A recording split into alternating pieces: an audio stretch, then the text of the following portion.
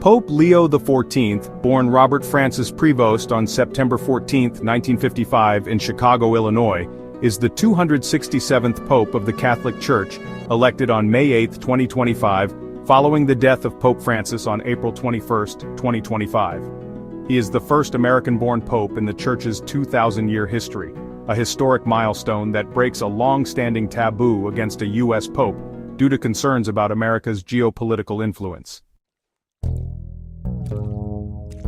Prevost was raised in a devout Catholic family of mixed European and Latin American heritage, with a French-Italian father and a Spanish-speaking mother. He earned a Bachelor of Science in Mathematics from Villanova University in 1977, a Master of Divinity from the Catholic Theological Union in Chicago, and advanced degrees in canon law from the Pontifical St. Thomas Aquinas University, also known as Angelicum, in Rome. Prevost joined the Order of St. Augustine in 1977, making solemn vows in 1981, and being ordained a priest in 1982. His career is marked by extensive missionary work in Peru, where he served as a teacher, missionary and parish priest, notably in Chulucanas from 1985 to 1986 and Chiclayo. He became a naturalized Peruvian citizen in 2015, which likely mitigated concerns about his American background during the conclave. He served as Prior General of the Augustinians from 2001 to 2013, Bishop of Chiclayo from 2015 to 2023, and Apostolic Administrator of Callao in 2020. In 2023, Pope Francis appointed him Prefect of the Dicastery for Bishops, a powerful role overseeing global episcopal appointments, and he was elevated to Cardinal in September 2023. As Prefect of the Dicastery for Bishops, Prevost implemented a significant reform under Pope Francis, adding 3 women to the voting bloc for bishop nominations, a move toward greater inclusivity. His work in Peru and the Vatican gave him deep ties to Latin America, where the Church has a strong presence, and he maintained a low public profile but was well regarded among cardinals. Prevost's record includes criticism for his handling of clergy abuse allegations. The advocacy group SNAP alleged he failed to act decisively against abuse claims involving a priest during his time as provincial in Chicago, raising concerns among survivors' advocates. Choosing the name Leo XIV aligns him with predecessors like Pope Leo XIII, known for social justice, and the encyclical Rerum Novarum, and Leo the Great, noted for doctrinal clarity. This choice signals a focus on social concern, tradition, and strong leadership. Pope Leo XIV's papacy is poised to shape the Catholic Church in several ways, based on his background, initial statements, and the Church's current challenges.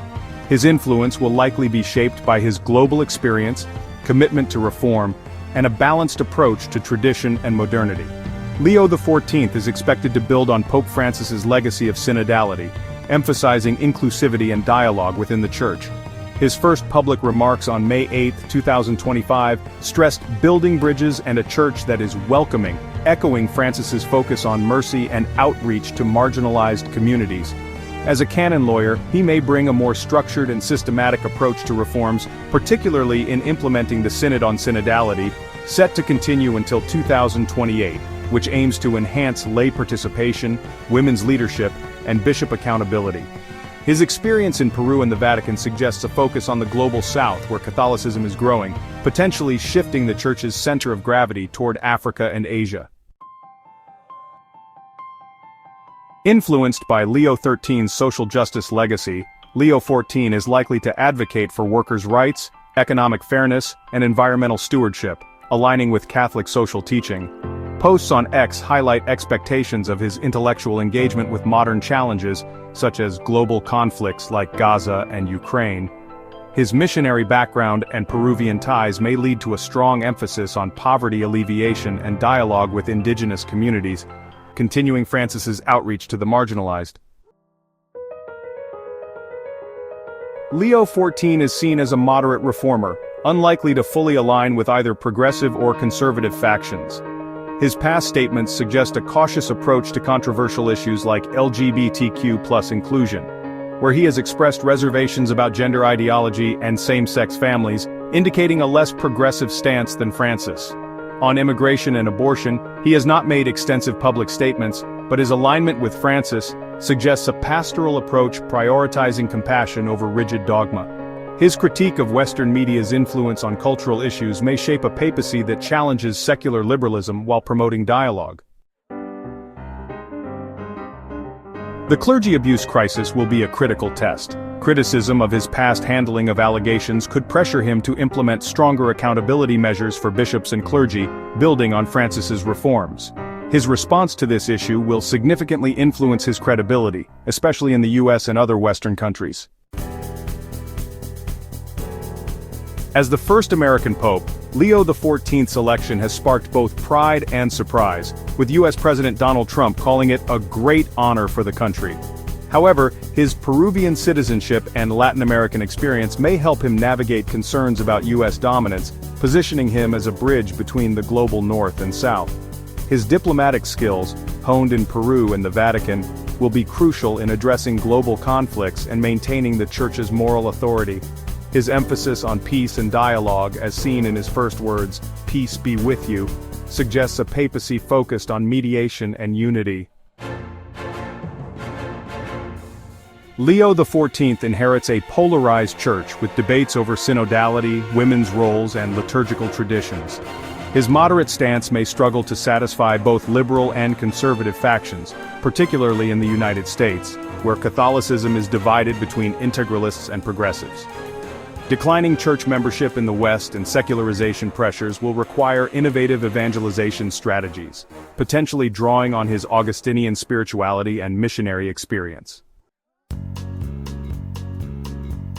While Leo XIV's global background and administrative expertise position him as a unifying figure, his papacy must navigate a delicate balance.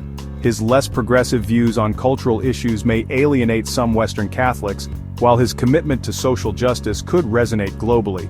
The clergy abuse controversy remains a potential Achilles heel, and his ability to address it transparently will be pivotal. Unlike Francis, who leaned on charisma, Leo XIV's reserved demeanor and legalistic approach may project stability, but risk lacking the emotive appeal needed to inspire younger generations.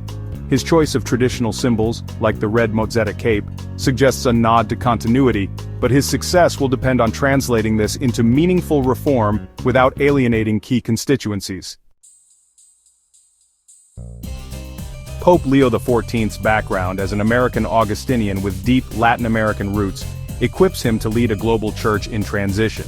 His likely influence will center on advancing social justice, implementing structured reforms, and fostering dialogue, though he may adopt a more traditional tone than Francis. Challenges like clergy abuse, cultural polarization, and secularization will test his leadership, but his cross-cultural credibility and pastoral experience offer a foundation for navigating these complexities. His papacy could redefine American Catholicism's role on the world stage while reinforcing the Church's mission in the global South. Note: information from ex post reflects sentiment but is inconclusive without corroboration. Always verify critical claims with primary sources.